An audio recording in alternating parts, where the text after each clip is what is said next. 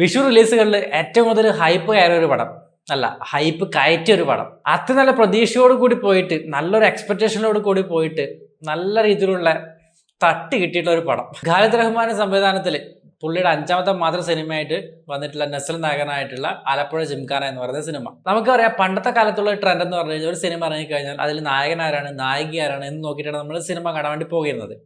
പക്ഷെ ഇന്ന് ആ ഒരു ട്രെൻഡ് മാറി നമുക്കറിയാം. കാരണം സത്യം പറഞ്ഞാൽ ഇപ്പം നമ്മൾ ആരാണ് ഡയറക്ടർ, ആരാണ് ക്യാമറാമാൻ, ആരാണ് എഡിറ്റർ, ഇത്തരത്തിലുള്ള കാര്യങ്ങളോട് നോക്കിയിട്ടാണ് നമ്മൾ സിനിമയ്ക്ക് പോകുന്നത്. കാരണം അവരിലുള്ള ഒരു വിശ്വാസം, ആ ഒരു ടെക്നീഷ്യൻസിൽ, ആ ഒരു ഡയറക്ടറിലുള്ള, ഒരു സിനിമാറ്റോഗ്രാഫറിലുള്ള ഓക്കെ എന്തെങ്കിലുമൊക്കെ ഉണ്ടാവും, ഒരു മ്യൂസീഷ്യനിലുള്ള വിശ്വാസം, അതൊക്കെ കൊണ്ടാണ് നമ്മൾ ഇപ്പോഴും സിനിമ കാണാൻ പോകുന്നത്. അപ്പോൾ ഈ ഒരു സിനിമ റിലീസ് ചെയ്യുന്ന സമയത്ത്, അല്ലെങ്കിൽ അനൗൺസ് ചെയ്യുന്ന സമയത്തും, അല്ലെങ്കിൽ ട്രെയിലർ വന്ന സമയത്തൊക്കെ പ്രതീക്ഷ എന്ന് പറയുന്നത് ഖാലിദ് റഹ്മാൻ എന്ന് പറയുന്ന സംവിധായകനിലായിരുന്നു. പുള്ളിയുടെ ഒരു ക്രാഫ്റ്റുള്ള ഒരു വിശ്വാസമായിരുന്നു. പക്ഷെ അത് കംപ്ലീറ്റ്ലി പൊട്ടിച്ച് തകർത്തെറിഞ്ഞിട്ടുള്ള സിനിമയാണ് ആലപ്പുഴ ജിംഖാന.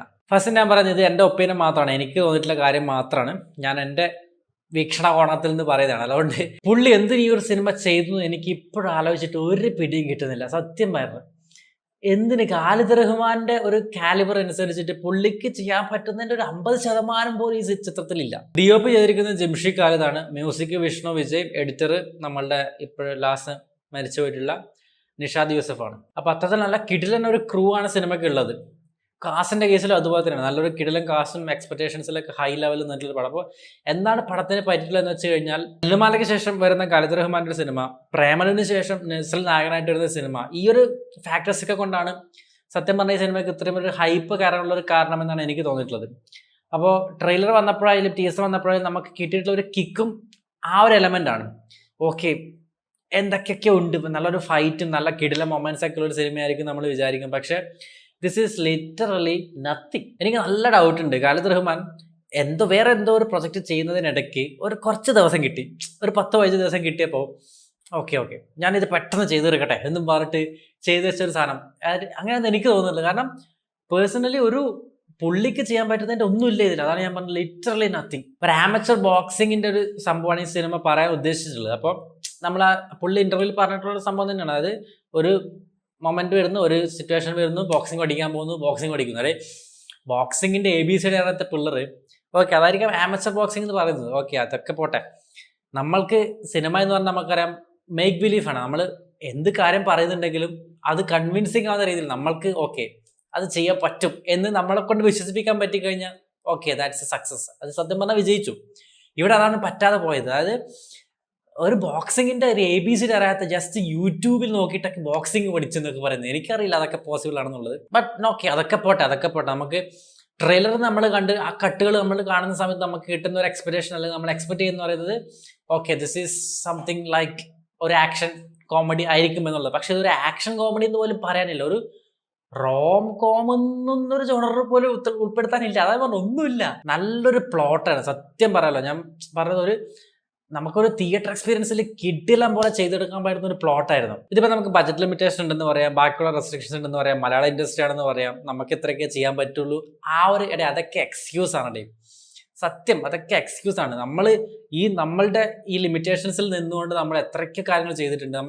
ഞാൻ എപ്പോഴും ആലോചിക്കാറുണ്ട്, ബാക്കിയുള്ളവർക്കൊക്കെ റിസോഴ്സസ് അവർക്ക് ചോദിക്കുമ്പോൾ ചിലപ്പോൾ കിട്ടും, അതായത് കമ്പാരിറ്റീവ്ലി കുറച്ച് ഹയർ ആയിട്ടുള്ള റിസോഴ്സസ് കിട്ടും. ഇവിടെ നമുക്ക് ആ ലിമിറ്റേഷൻസ് ഉണ്ട് നമുക്കറിയാം. അപ്പം അതിൻ്റെ ഉള്ളിൽ നമ്മൾ ക്രിയേറ്റീവായിട്ട് വർക്ക് ചെയ്യുന്ന ആൾക്കാരാണ് ഇവിടെയുള്ള പകുതി മുക്കാലും ക്രാഫ്റ്റ്സ്മാനും ഡയറക്ടറിലായാലും ബാക്കി ആരായാലും. അപ്പം അത് ഒരു എക്സ്ക്യൂസ് മാത്രമാണ്. അപ്പോൾ ഇത് അങ്ങനെ സംഭവമായിരിക്കും, അതുകൊണ്ട് അതിൽ നിന്നുകൊണ്ട് ഇങ്ങനെയൊക്കെ ചെയ്തു, അതൊക്കെ പോളെ. പക്ഷേ ഇത് ഇവിടെ മതി, ഇത്ര മതി, മലയാള ഇൻഡസ്ട്രിയിൽ ഇത്ര മതി എന്ന് ചിന്തിക്കുന്നത് കൊണ്ടാണ് ഈ പ്രശ്നം വരുന്നത് എനിക്ക് തോന്നുന്നത്. ഓക്കെ, അതൊക്കെ വേറെ വിഷയം, നമുക്ക് ഡിസ്കസ് ചെയ്യാനുള്ള വിഷയമാണ്. ഇത് ഞാൻ പറഞ്ഞു വന്നത് അതാണ്. അതായത് ആ ഒരു ലിമിറ്റേഷൻസിൽ നിന്നുകൊണ്ട് ആ ഒരു കാസ്റ്റ് ആൻഡ് ക്രോണിക് കിട്ടിയിട്ട് അത് പുള്ളി ഖാലിദ് റഹ്മാൻ എന്ന് പറയുന്ന ഡയറക്ടർ യൂട്ടിലൈസ് ചെയ്യാത്ത പോലെയാണ് എനിക്ക് തോന്നിയിട്ടുള്ളത്. ഞാൻ പറഞ്ഞത്, ഇത് എന്തോ ഒരു ഹറിബറിയിൽ പുള്ളി ചെയ്തു വെച്ചൊരു സാധനം പോലെ എനിക്ക് തോന്നിയിട്ടത്. ഫസ്റ്റ് ഹാഫ് ഒരു അരമണിക്കൂർ, 1 മണിക്കൂർ ഇന്റർവെൽ. അപ്പോൾ ഫസ്റ്റ് ഹാഫ് എന്ന് പറഞ്ഞാൽ ഓക്കെ, നമുക്ക് നല്ലൊരു ഫ്ലോയിൽ ഓക്കെ നമ്മൾ സിനിമയിലേക്ക് ഇറങ്ങി പോകുന്നുണ്ട്. പിന്നെ ഒരു സിനിമ ഒരു സ്റ്റക്കായി ഒരു 45 മിനിറ്റ് കഴിഞ്ഞപ്പോഴേക്കും ഞാൻ വാച്ചിലേക്ക് നോക്കി. അപ്പോഴേക്കാണ് എനിക്ക് മനസ്സിലായി ഇത് നീങ്ങുന്നില്ല, നാട്ടാപ്പടി ആവില്ല എന്ന്.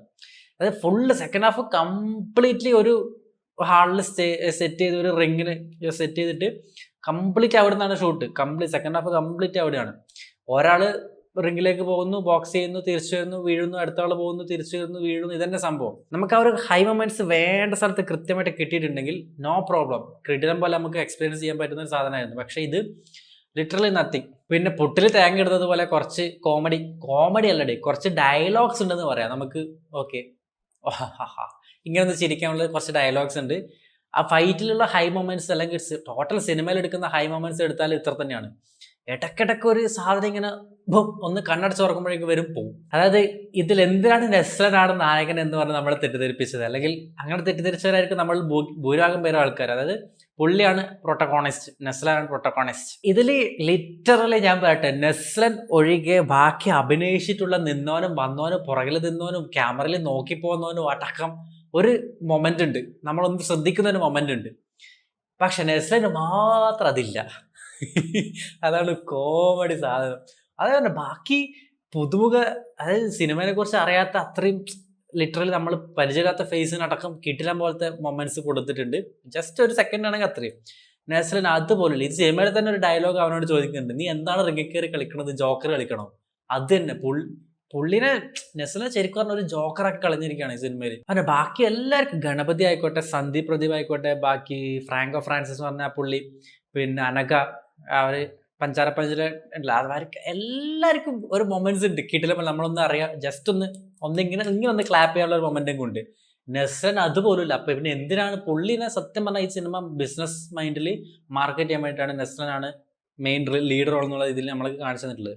ലുക്ക്മാനൊക്കെ കൊണ്ടുവന്നിട്ട് എന്തിനോ വേണ്ടി കൊണ്ടുവന്നു, എന്തിനോ വേണ്ടി പല പറഞ്ഞ അതൊക്കെ കിട്ടില്ല ക്യാരക്ടറായിരുന്നു. സത്യം പറഞ്ഞാൽ നമ്മള് പുറത്താക്കപ്പെട്ട ഒരു സംഭവം, അത് ഓക്കെ ഞാൻ പറയുന്നില്ല, സ്പോയിലറാന്ന് വിചാരിച്ചുകൊണ്ട് പറയുന്നില്ല. അങ്ങനെ യൂട്ടിലൈസ് ചെയ്യാൻ പറ്റുന്ന, മാക്സിമം യൂട്ടിലൈസ് ചെയ്യാൻ പറ്റുന്ന ഒരുപാട് കാസ്റ്റ് ആങ്കർ ഉണ്ടായിട്ടും ഒന്നും ചെയ്യാതെ ഫ്ലാറ്റ് എന്ന് പറഞ്ഞാൽ ഒന്നുമില്ല, ഒരു ലെയറും ഇല്ല, ഇങ്ങനെ ഒരു സ്ട്രെയിറ്റ് ലൈനിൽ തീർത്തൊരു പടം, അത്രേ ഉള്ളൂ. അതുപോലെ തന്നെ ഫൈറ്റ്സിന്റെ കേസിലും ഓക്കെ ഫൈറ്റ്സ് ഉണ്ട് നമുക്ക്. ഓക്കെ, അത് ജസ്റ്റ് ഹൈ മൊമെന്റ്സ് കിട്ടുന്ന 2-3 മൊമെന്റ്സ് ഉണ്ട്. അതൊഴിച്ച് വെച്ചാൽ ഫൈറ്റ്സ് ഫുൾ എഡിറ്റ് ചെയ്ത് വെച്ചിരിക്കുന്നത്, ഇങ്ങനെ ഷൂട്ട് ചെയ്തത് ഫുൾ സ്നോറി ക്യാമും അതുപോലെ തന്നെ ചെസ് ക്യാമിൽ വെച്ചിട്ട് ഷൂട്ട് ചെയ്തിട്ടാണ് മാക്സിമം സംഭവങ്ങൾ വരുന്നത്. അപ്പോൾ അത് എഡിറ്റ് ചെയ്ത സമയത്ത് നമുക്ക് ആ പഞ്ച് ഫീൽ ചെയ്തിട്ടില്ല. എനിക്ക് സത്യം പറഞ്ഞാൽ ഫീൽ ചെയ്തിട്ടില്ല ആ ഒരു പഞ്ച്. നമ്മൾ ബോക്സിങ്, കിക്ക് ബോക്സിങ് ഓക്കെ, ചിലപ്പോൾ ആമേച്ചർ കിക്ക് ബോക്സ് എന്നുള്ള രീതിയിൽ വന്നുകൊണ്ടായിരിക്കാം. പക്ഷേ ഓക്കെ, അവർ കിക്ക് ചെയ്യുന്നുണ്ടെങ്കിൽ അല്ലെങ്കിൽ ഒരു പഞ്ച് ചെയ്യുന്നുണ്ടെങ്കിൽ ഒരു ഫൈറ്റിൽ വരുന്ന സമയത്ത് അത് നമുക്ക് ആ പഞ്ച് എനിക്ക് ഫീൽ ചെയ്യുന്ന രീതിയിലല്ല തോന്നിയിട്ടില്ല. അതുകൊണ്ടാണ് ഞാൻ പറഞ്ഞത്, ഇങ്ങനെ ആ കട്ട് സംഭവം ഓക്കെയാണ്. നമുക്ക് ഫുൾ ഞാൻ പറഞ്ഞത് ഹാൻഡ് ഹെൽഡ് ക്യാമറയിൽ ഇങ്ങനെ തെറിക്കുകയാണ്, ഷോട്ടുകൾ ഇങ്ങനെ തെറിച്ച് പോവാണ്. അങ്ങനെ മൊത്തത്തിൽ എങ്ങനെയൊക്കെയോ ഒരു തട്ടിക്കൂട്ട് പടം എന്ന് പറയാനല്ലാതെ ഒന്നുമില്ല. ഹൈപ്പ്, നമ്മൾ സത്യം പറഞ്ഞാൽ നമ്മൾ കൊടുത്ത ഹൈപ്പാണ് പ്രശ്നം പറ്റിയിട്ടുള്ളത് എനിക്ക് തോന്നുന്നത്. അപ്പോൾ അങ്ങനെ ഒന്നും പ്രതീക്ഷിക്കാതെ ജസ്റ്റ് നിങ്ങൾക്ക് ഫാമിലീസൊക്കെ ആയിട്ട് പോയി കാണാൻ പറ്റുമെന്ന് വെച്ചാൽ എനിക്കറിയില്ല. യൂത്തിനായിരിക്കും കുറച്ചും കൂടി കോൺസെൻട്രേറ്റ് ചെയ്തെടുക്കാൻ പറ്റുന്ന ഒരു സിനിമ. സോ എന്തായാലും എനിക്ക് അങ്ങനെയാണ് തോന്നിയിട്ടുള്ളത് പേഴ്സണലി. അപ്പോൾ നിങ്ങൾക്ക് എന്താണ് തോന്നിയിട്ടുള്ളത് കമൻറ്റ് ബോക്സിൽ വഴി പറയാം.